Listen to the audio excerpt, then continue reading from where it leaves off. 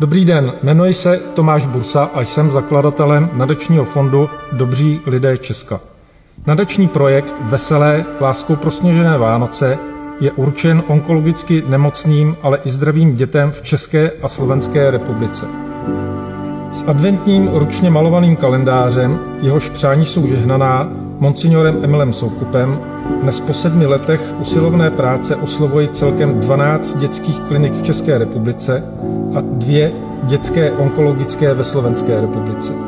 Oslovují tím celkem 650 nemocných a 1450 zdravých dětí, které prostřednictvím zdánlivě obyčejného kalendáře mají možnost naučit se správně přát s neoblomnou vírou v sebe, pak nechat přání realizovat a pracovat tak na vlastním rozvoji.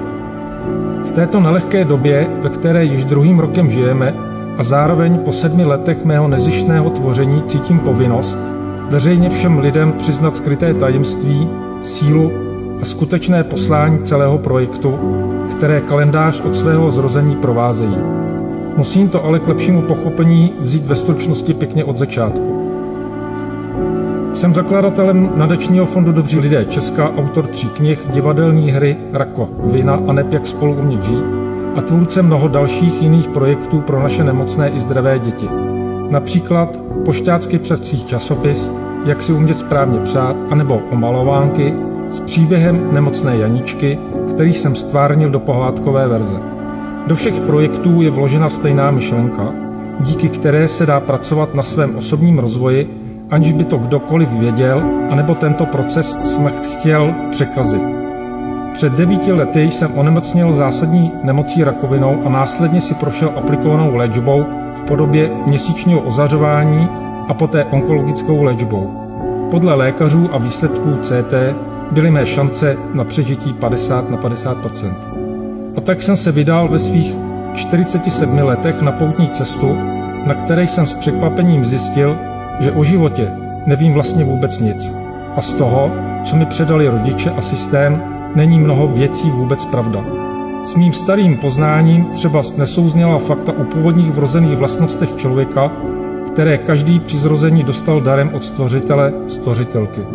Myslím tím například sílu lidské myšlenky a slova, která se časem mění v aktivní energii, která putuje prostorem a hledá své místo určení, kde se s časem mění ve hmotu.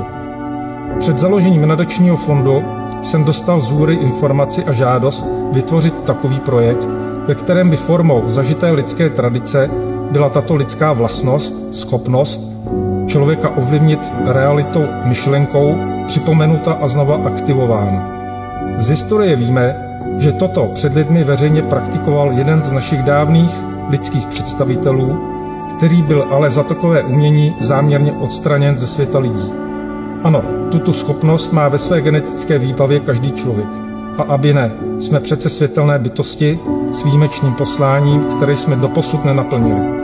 Smyslem nadačního adventního kalendáře není jen pomyslné vychutnávání sladké čokolády s občasným vyslovením nějakého přání, ale touha dovolit lidem zpět pochopit, že silou našich myšlenek a jednáním můžeme svět změnit k lepšímu. Jsem přesvědčen, že to jde a myslím dle mého poznání, že to není až tak složité. Stačí si vzít zpět svoji přirozenou lidskou svobodu, umět si správně přát a svým přáním a tvoření věřit. V tomto prostoru, jehož síla a možnosti nám po celé lidské dějiny byly záměrně utajovány, se odehrávají mnohé události a příběhy, které často nevěřícně hodnotíme jako zázrak či náhoda. A o tom to celé je. O ztrátě osobní víry, se kterou jinak dokážeme konat skutečné zázraky. Je třeba ale věřit své síle.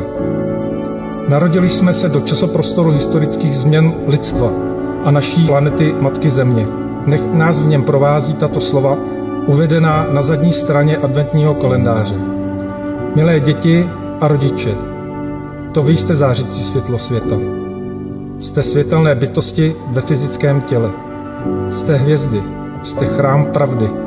V každém z vás je vesmír. A tak jděte a svůj život tvořte. Vaše poslání je rozkvést. Přeji vám veselé, láskou prosněžené Vánoce a pevnou víru v roce 2022.